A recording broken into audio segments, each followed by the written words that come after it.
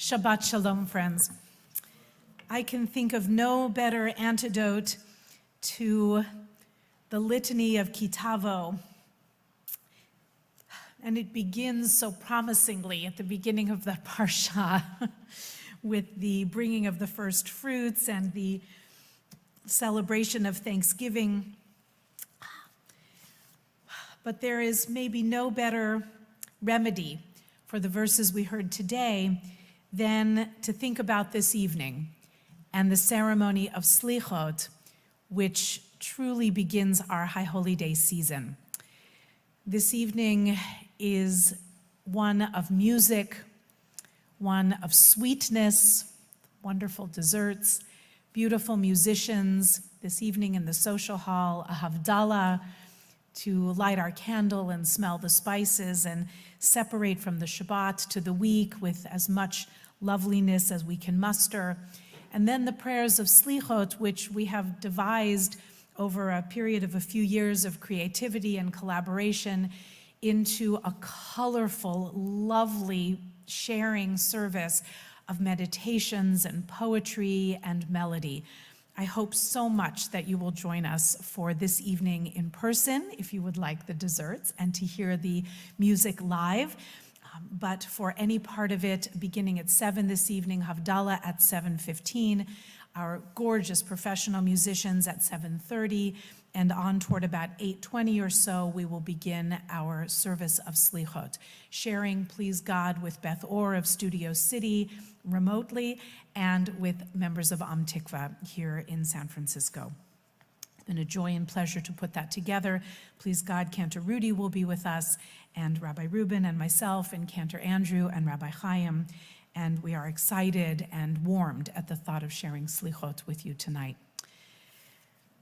But it is still today, and what I'd really just like to do today is to share some wisdom from some contemporary filmmakers whom many of you likely know, as it seems that everywhere I have been this week, whether in a Jewish setting, which is most of my work and home life, of course, and even in non-Jewish settings, religious or secular or anywhere in between, people, at least in my circles, seem to be talking about a documentary that will air tomorrow evening, and because of the funeral for the Queen, originally it was to be over 3 consecutive nights, it will air tomorrow night and then again Tuesday and Wednesday. This, of course, is the Ken Burns, Lynn Novick, and Sarah Botstein documentary, The United States and the Holocaust. It just seems that everywhere I go in my world, people are talking about this documentary.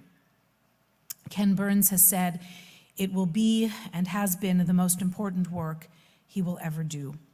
So I'd like to share with you some of their perspective as it appeared in an editorial in the Los Angeles Times just a few days ago.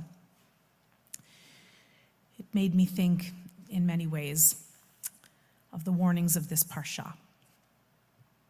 Today in America, we stand at a peculiar and frightening crossroads. We are witnessing the rising appeal of authoritarianism abroad and at home. We are bombarded by social media outlets that spread divisive falsehoods and hatred. And a mere 2 months before midterm elections, we find our democracy under attack. We have spent our careers as filmmakers looking at our nation's past to deepen our understanding of who we are as Americans, trying to build a stronger version of what we hope to become.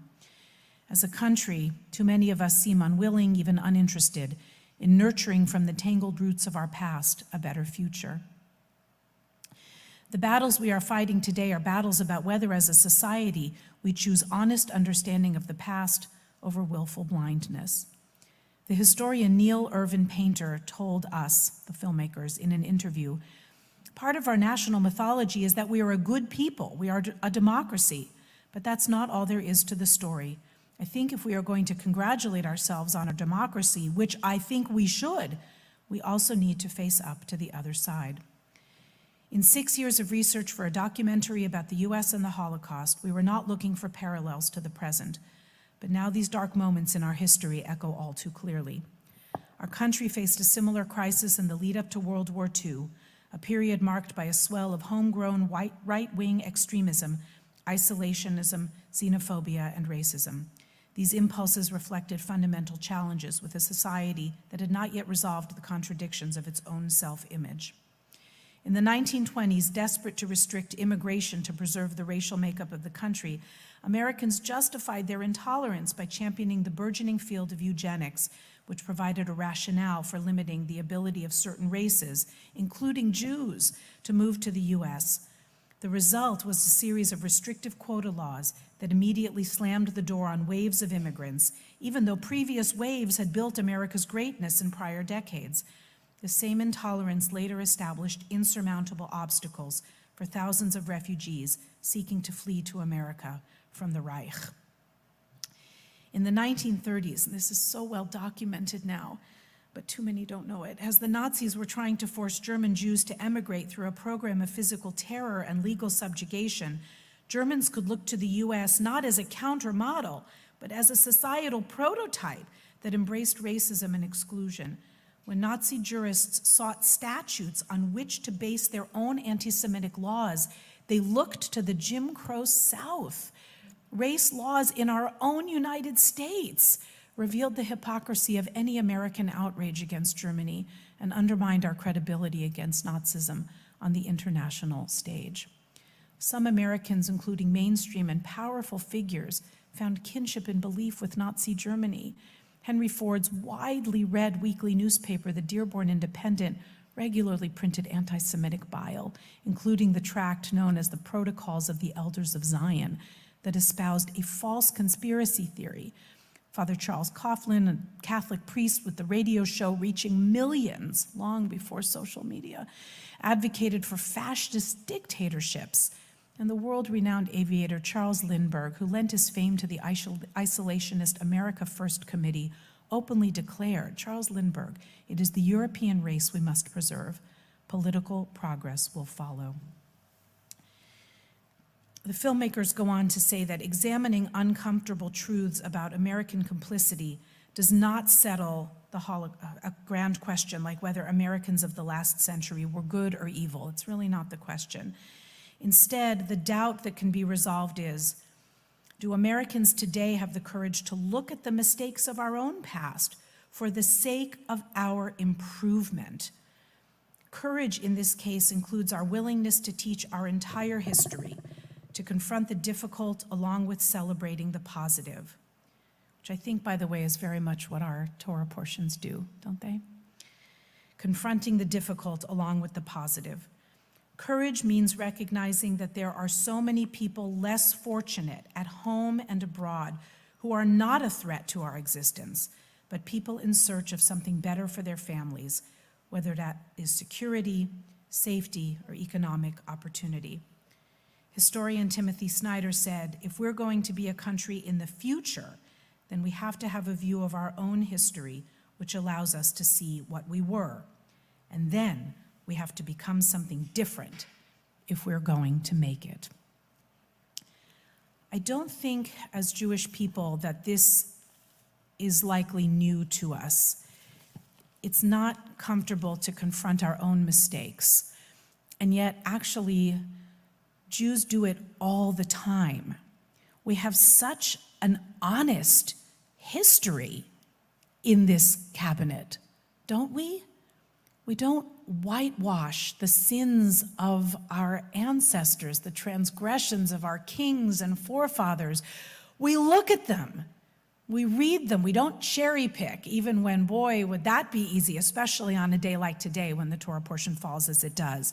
We look at it in the eyes and we say, what can we learn from it? How can we improve? That, I think, is what this documentary that everywhere I go is popping up in conversation wants to do. It's a call to do better, and better we can do. If we didn't think so, we wouldn't blow the shofar this time of year. Anyone who was on last night, forgive me, I'm going to repeat it because it was to me a revelation. My Hebrew is good but not perfect. And I learned this year that the root of the word shofar, shin fe resh, is the same word in Hebrew as to improve.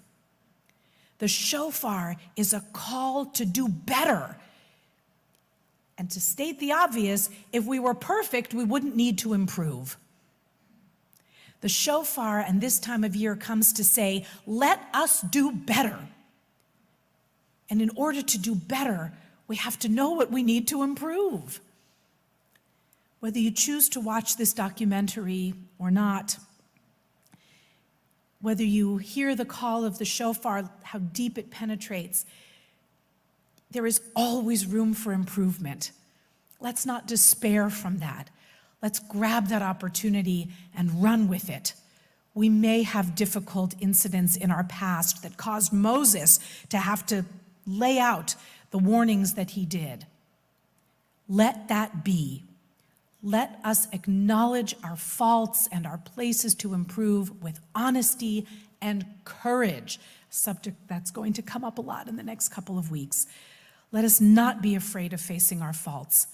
Let's do that so that we can build for a better tomorrow.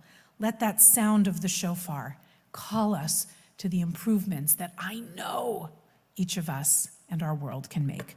Shabbat Shalom.